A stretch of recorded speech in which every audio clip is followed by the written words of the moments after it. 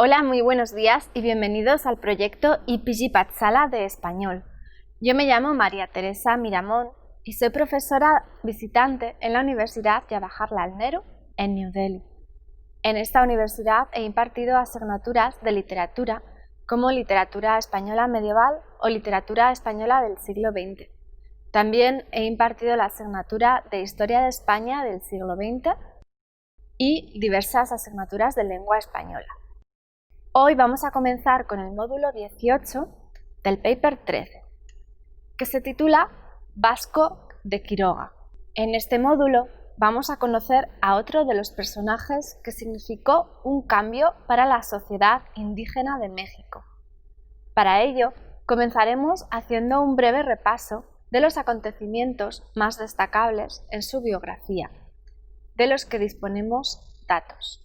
Por otro lado, indagaremos en la obra de Vasco de Quiroga, que no se basa solamente en textos escritos, sino en aportaciones físicas y de organización dentro de la sociedad india, así como de ideales, en cierta manera innovadores, dentro de la época y el contexto del siglo XVI de la Nueva España. Así pues, vamos a pasar al primer episodio de este módulo, que se titula Vasco de Quiroga, biografía y contexto. Vasco de Quiroga nació en España en 1470 en Madrigal de Altas Torres, en una localidad de Castilla la Vieja, y murió en su obispado de Michoacán en 1565, a la edad de 95 años. Era hijo de una distinguida familia en la que había miembros que formaban parte de la orden militar y hospitalaria de San Juan de Jerusalén. En esta organización, los caballeros eran considerados militares religiosos, que defendían y protegían a los pobres de la opresión. Sus votos principales eran la castidad, la pobreza y la obediencia. Con estos datos podemos hacernos una idea de la personalidad sacrificada, tanto física como espiritualmente, y altruista de Quiroga, quien vivía acorde con esa ideología. No se conoce con exactitud la ciudad en la que realizó sus estudios, Salamanca o Valladolid, pero sí se puede afirmar, gracias a sus escritos, su gran preparación en los estudios de jurisprudencia que realizó. Principalmente el segundo documento que escribió en América, llamado La Información en Derecho, del año 1535, deja testimonio de la gran valía de Vasco en aquel ámbito. Las ideas presentadas en ella ponen de manifiesto las grandes capacidades de un hombre cultivado intelectualmente y abierto a las nuevas ideas humanistas que corrían por aquel entonces en Europa y en América. Destacamos un periodo en el que su oficio como legislador fue muy importante para su carrera. Se trata de su estancia en Orán, en el norte de África. Fue en 1525 cuando la corona española le otorgó el cargo de juez de residencia. Este puesto era muy importante, ya que nuestro protagonista debía solucionar altercados jurídicos y económicos en un territorio en el que confluían diferentes culturas y religiones. Este trabajo representó para Quiroga una preparación para lo que más tarde afrontaría en América con total plenitud. Gracias a la amistad que mantenía la familia Quiroga con Juan de Talavera, un hombre muy influente en la corte y en el Consejo de Indias, el emperador Carlos V le hizo una importante oferta al licenciado Quiroga. Entre 1529 y 1530 le ofrecería a don Vasco elegir entre ser gobernador de una provincia española, inquisidor o algún cargo relacionado con la conversión de los judíos o un puesto de justicia en la Nueva España. En enero de 1530, Vasco de Quiroga fue nombrado oidor de la Segunda Audiencia de México, formando parte del equipo que sustituiría a la primera audiencia bajo el mandato de Nuño Guzmán. La audiencia estaba formada por 5 juristas que debían asegurar el buen trato hacia los indios, su educación, evangelización y la defensa de sus derechos. aparte también de realizar funciones que representaban los intereses de la corona. En 1535, el Consejo de Indias propone a Vasco de Quiroga como obispo de Michoacán y en 1538 es consagrado en el mismo día sacerdote y obispo. El territorio que le fue asignado al nuevo obispo estaba poblado por indígenas que habían vivido los malos tratos de los conquistadores. El objetivo de Quiroga era que los indios se agruparan en pueblos y que viviesen bajo una organización que atendiera tanto el aspecto espiritual como el político. Sin embargo, para implantar tal proyecto, él no creía en la fuerza, sino que apostaba por un modelo pacífico de conversión. Conseguir su objetivo no le resultó fácil, con tal de que su proyecto de hospitales y pueblos perdurara en el tiempo, debía asegurarse de que Pátzcuaro se consolidara como la ciudad principal de su obispado. Asimismo, debía conseguir el apoyo del rey, convencer a la orden de los franciscanos de la efectividad de su manera de evangelizar, ocuparse de la administración del territorio y ganarse el apoyo del virrey Mendoza. Para todo ello, el obispo tuvo que viajar a España entre 1547 y 1554, con el fin de conseguir los recursos necesarios y así poder desarrollar su proyecto en base a sus ideales de cristianización. Gracias a la situación que vivía Europa en el momento del viaje de Quiroga, este pudo lograr el éxito. Por aquel entonces se celebraba el Concilio de Trento, en los años 1545 a 1563, que estableció la Contrarreforma católica, frente a la Reforma protestante, buscando fortalecer la Iglesia católica en todo el mundo. De la misma manera, jugaron a su favor la experiencia de nuestro protagonista lidiando con asuntos políticos en España y los contactos que tenía en la corte. En 1560 se juntaron las tres comunidades en la ciudad de Michoacán: el clero, los indios y los españoles. Quiroga obtuvo el éxito con su propósito de que los indios y españoles vivieran en paz y bajo el gobierno de la ética cristiana. Sin embargo, sus ilusiones no perduraron, ya que al poco tiempo los indios tuvieron que aportar una carga tributaria por sus tierras. En 1565 muere Vasco de Quiroga, antes de escribir un testamento en el que quería asegurar los bienes y las instituciones que fueron esenciales para la cristianización de los indígenas, el que fue su constante cometido. Tal y como afirma Silvio Zavala en su libro sobre Vasco de Quiroga, en 1530 fue nombrada la Segunda Audiencia de México y con ella se prohibió la esclavitud de los indios. Entre otras instrucciones, en la parte expositiva, el emperador Carlos y su madre anunciaban que ya no estaba permitido hacer guerra a los indios que resistieran a los predicadores de la fe católica, así como tampoco lo estaba esclavizarlos. Desde el descubrimiento hasta entonces, las ansias de cautivar indios por parte de los conquistadores habían hecho mucho daño a la población de las Indias y en concreto a los nativos. Sin embargo, este escrito hizo reaccionar a los españoles que vivían en las Indias y las comunidades residentes en Nueva España expresaron sus quejas al emperador. Sus argumentos y su lucha a favor de la esclavitud fueron tan exitosos que en 1534 don Carlos V volvió a autorizar aquello que había sido prohibido en 1530, pero esta vez bajo ciertas reglas. Esa nueva orden de 1534 hizo que los oidores o jueces de la Segunda Audiencia se prepararan para demostrar a España las consecuencias tan dañinas que tendría esa decisión. Entre estas figuras que se movilizaron destaca la de Vasco de Quiroga, quien en su largo escrito titulado Información en Derecho de 1535 respaldaba la opinión de que se estableciera de nuevo la prohibición del año 1530.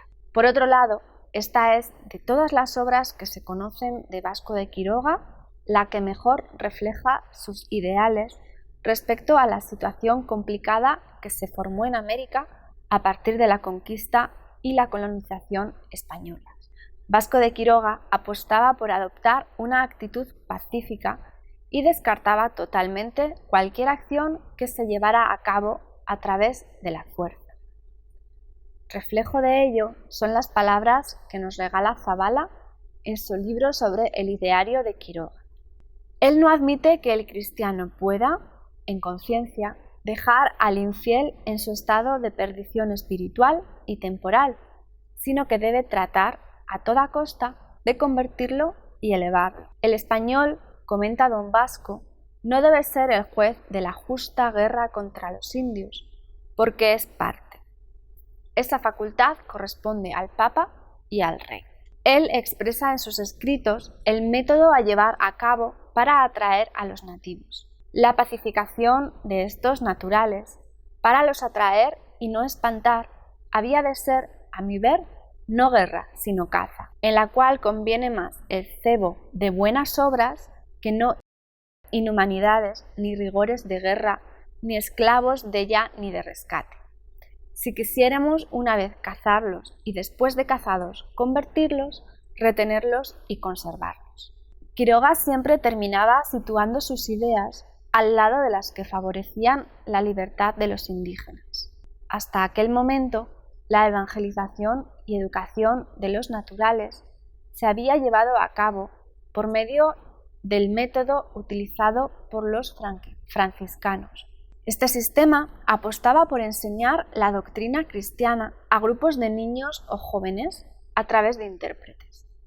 Cuando los maestros consideraban que ya estaban preparados, los mandaban a sus poblados para difundir lo aprendido.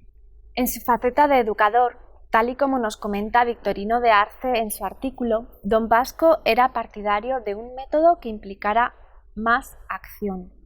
No creía que convertir de forma masiva a los indios fuera efectivo. Le preocupaba el riesgo que suponía para aquellos niños y jóvenes que habían sido formados en seminarios regresar a sus tierras de origen y verse de nuevo rodeados por un ambiente pagano. Sufría por echar a perder el duro trabajo realizado por los misioneros. La intención de Quiroga era juntar a los nativos en ciudades y formarlos en una comunidad en la que, además de trabajar, recibían educación cristiana. El obispo, tal y como afirma Arce en su artículo, quería que aquellos pueblos errantes por naturaleza se hicieran sedentarios y se acostumbraran a amar la tierra en la que trabajaban y vivían. Esta organización de la vida de los indígenas en ciudades en las que aprendieran artes y oficios y se les inculcara la fe es la proposición más importante de don Vasco en lo referente a la historia de la creación de comunidades de indios. Nos encontramos inmersos en el humanismo del siglo XVI, que se ponía de manifiesto en la filosofía, la política, la literatura y el arte en forma de revolución cultural. En España, estas manifestaciones venían representadas de la mano de personajes como Nebrija, Vives Alonso o Juan de Valdés.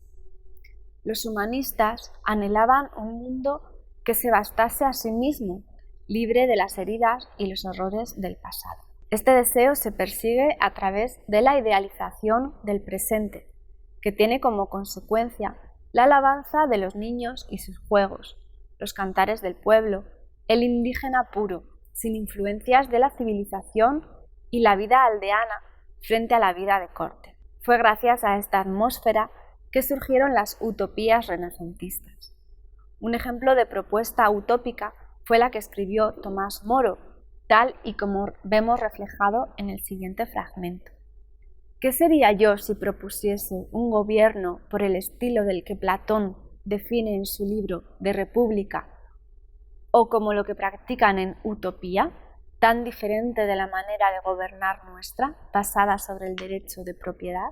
Ante este panorama, no es extraño imaginar la atracción que debían sentir los utopistas de la época por un recién descubierto y enorme continente, poblado por nativos con culturas y tradiciones totalmente diferentes a las occidentales. Vasco de Quiroga, igual que Tomás Moro, se dejaba llevar por la espiritualidad cuando en 1535 afirmaba lo siguiente: porque no en vano, sino con mucha causa y razón, este de acá se llama Nuevo Mundo, no porque se halló de nuevo, sino porque es en gentes y cuasi en todo como fue aquel edad primera y de oro. Nuestro protagonista, Vasco de Quiroga, como buen seguidor de Tomás Moro, adoptaría el sistema utópico con el fin de ordenar la vida de los indios a través de una extraña política en la que se mezclaban el mundo ideal y el mundo real. Según afirma Antonio Arriaga en su artículo sobre los pueblos que fundó Vasco de Quiroga, la principal ocupación en la vida de nuestro personaje fue fundar pueblos y dividirlos en calles, plazas y edificios. Se convirtió así en un descubridor de parte del paisaje actual de México, tal y como comenta Arriaga. Arriaga dice que don Vasco de Quiroga, el civilizador, tuvo la virtud de saber aprovechar la cultura tarasca y proyectarla hacia una nueva etapa de desarrollo. Cuando don Vasco llegó a la provincia, los indígenas se habían remontado a la sierra y por medio de la persuasión logró que iniciaran el regreso a sus antiguos poblados y los reconstruyeran rehaciendo pueblos que luego se convirtieron en ciudades. Vasco de Quiroga fue el fundador de varios hospitales, 3 de ellos muy grandes en Santa Fe de México, que alcanzó los 3.000 habitantes. Santa Fe de la Laguna en Pátzcuaro o Santa Fe del Río, cerca de la región de La Piedad. La organización de sus ciudades hospital se basaba en que el trabajo en común era obligatorio durante 6 horas y las cosechas eran repartidas de forma equitativa. Los gastos del hospital eran cubiertos con las ganancias de la comunidad y lo que sobraba era repartido entre los más desfavorecidos. Los habitantes vestían trajes iguales y los regidores eran elegidos por la comunidad. Las ordenanzas son los escritos que dejó don Vasco en los que se encuentran las normas para el gobierno de los hospitales de Santa Fe en México y Michoacán, donde sentó las bases de un nuevo sistema de organización social fundado en los humanistas del siglo XVI, porque deseaba un mundo igualitario, pero con raíces indígenas. De Arce afirma lo siguiente en su artículo: si analizamos más a fondo las ordenanzas, observamos que son 3 los aspectos esenciales en los que se fundamenta su método educativo: el respeto a la libertad del individuo, una visión global de la persona humana y la atención a las particularidades propias de cada individuo. Todo ello enmarcado en una concepción cristiana de la vida. Se trata de una de las figuras más destacadas de España en México, con una importante influencia a través de sus acciones y de sus escritos, como por ejemplo en la doctrina para los indios y sermones o las reglas y ordenanzas para el gobierno de los hospitales de Santa Fe, México y Michoacán. Podemos finalizar este módulo destacando la gran representación de las ideas humanistas llevadas a cabo a través de las ciudades hospital por Vasco de Quiroga. Se trata de un personaje importante en el contexto de la Nueva España del siglo XVI, por sus aportaciones innovadoras a la hora de evangelizar a los indígenas. Sus buenas acciones son todavía recordadas en la actualidad, tal y como afirma Arriaga en su artículo. Cuando falleció don Vasco de Quiroga, la historia cerró un capítulo, y los pueblos siguen recordando y pensando que un día reencarnará don Vasco en un nuevo apóstol que lo salvará de la pobreza y la ignorancia, porque su corazón fue de padre y no de encomendero, y porque mereció ser llamado, más bien que ilustrísimo señor, obispo don Vasco de Quiroga, dulce y sencillamente Tata Vasco. Por otro lado, y para concluir, queremos hacer referencia a las palabras que Silvio Zavala dedica a don Vasco acerca de la influencia que tuvieron las ideas humanistas en su novedosa manera de adoctrinar a los indios. Estas palabras reflejan la repercusión de sus actos, que a día de hoy todavía son alabados. Dice así: admiro la generosidad de miras del utopista de Nueva España, que fácilmente excede a las que suelen ofrecer las historias de las ideas coloniales. Porque Quiroga no solo condena a la codicia y el rigor que acompañan al contacto de diversas razas y civilizaciones, y defiende el amor cristiano al prójimo, sino que mira al aborigen con ojos de esperanza para crear un modelo excelente de humanidad. Este matiz singulariza y eleva su pensamiento entre los otros de la abundante cosecha española del siglo de la conquista. Y esto es todo sobre Vasco de Quiroga. Muchas gracias por escucharnos.